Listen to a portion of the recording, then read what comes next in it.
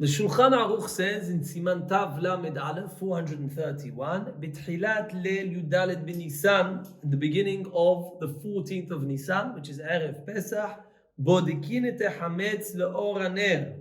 We check for Ḥametz in the candlelight. Bechurin u'bisdakin, including looking in cracks in the walls or any holes that you might have in the walls. B'chol ha'mekomot shederech lachnis sham Ḥametz.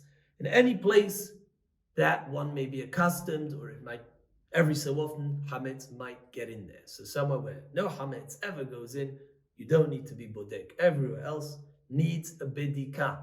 You need to search for Ḥametz, and if you find any Ḥametz, you keep that and you burn it the next day.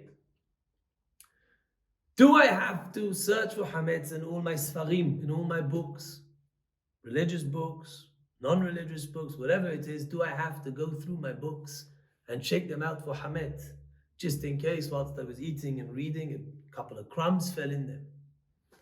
The Hazon Ish, his minhag was that he used to search through all the books, and he expected others to do so as well. He was worried when you're learning, when you're reading, some crumbs fall in, you might open it on Pesaḥ and eat from it. However, Hacham ben Zion Abba Shaul and Rav Ovadia Yosef both rule that this is a stringency that is not accepted la halacha. And Rav ben Zion Abba Shaul even says he never saw any of the great rabbis of the previous generations do anything like that. And to understand and appreciate this, I want to go into the fundamental nature of the halacha that we are being bodek Ḥametz for. Why are we bodek Ḥametz? The Torah tells us on Pesaḥ from midday Erev Pesaḥ. From midday Erev Pesaḥ means this year Shabbat, midday, Chatzot Hayom. Midday doesn't mean 12 o'clock, it means the point between sunrise and sunset. From then, no eating Ḥametz, no deriving benefit from Ḥametz, and no owning Ḥametz. Any Ḥametz you own, sell, destroy before. That's what the Torah says.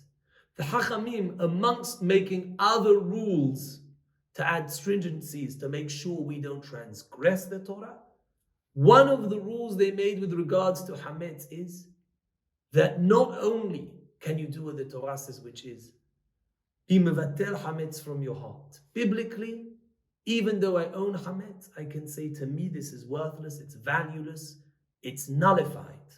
And that is a way of relinquishing my ownership over the Ḥametz.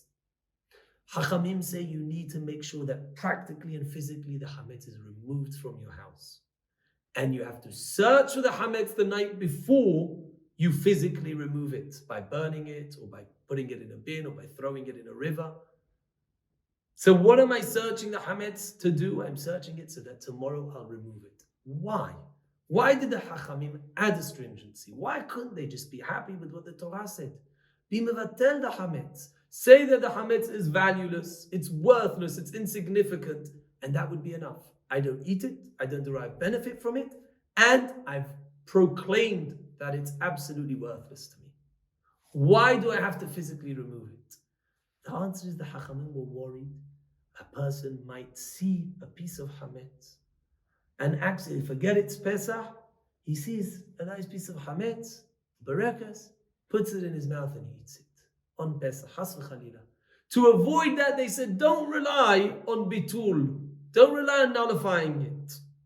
Remove it from your house on Erev Pesaḥ and look, search for it, le'or haner, with a candle the night before. Said Hacham ben Zion Abba Shaul, when you open a book and you see a tiny crumb, is that something that is significant enough that we have to be worried about? You might come to eat it. Ma pitom, who does that? That's not what the Chachamim intended. They were referring to significant pieces.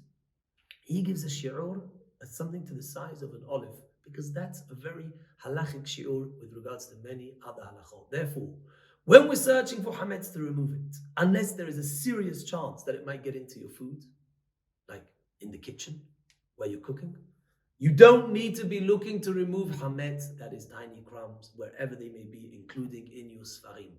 Baruch Adonai l'olam, amen v'amen.